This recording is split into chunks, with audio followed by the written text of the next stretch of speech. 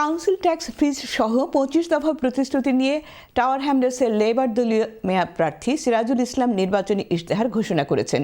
বৃহস্পতিবার পূর্ব লন্ডনের একটি হলে আয়োজিত অনুষ্ঠানে স্থানীয় রাজনৈতিক নেতৃবৃন্দ, কমিউনিটি ব্যক্তিত্ব এবং বিপুল সংখ্যক সমর্থক উপস্থিত ছিলেন। বক্তারা সিরাজুল ইসলামের নেতৃত্ব, দূরদর্শিতা এবং জনগণের প্রতি তাঁর অঙ্গীকারের প্রশংসা করেন। অনুষ্ঠানে উপস্থিত থেকে বক্তব্য রাখেন ভিক্টোরিয়ার লুপটন এমপি আমিনা আলী, আসমা ইসলাম, ডেভিড এডগার ও ডন বাটলার এমপি। সিরাজুল ইসলাম বলেন, তিনি এমন একটি শহর গড়ে তুলতে চান যেখানে প্রত্যেক নাগরিক সমান সুযোগ পাবে।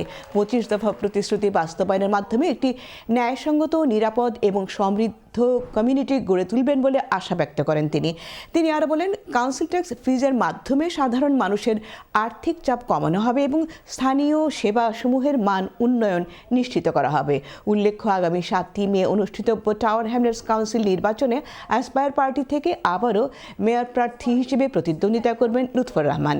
এছাড়া ইন্ডিপেন্ডেন্ট পার্টি থেকে প্রতিদ্বন্দ্বিতা করবেন জামি আলী, গ্রিন পার্টি থেকে হীরা খান, কনজারভেটিভ থেকে ডমিনিক এইডেন নলান এবং লিবারেল ডেমোক্রেট থেকে মোহাম্মদ আব্দুল হান্নান প্রতিদ্বন্দ্বিতা করবেন।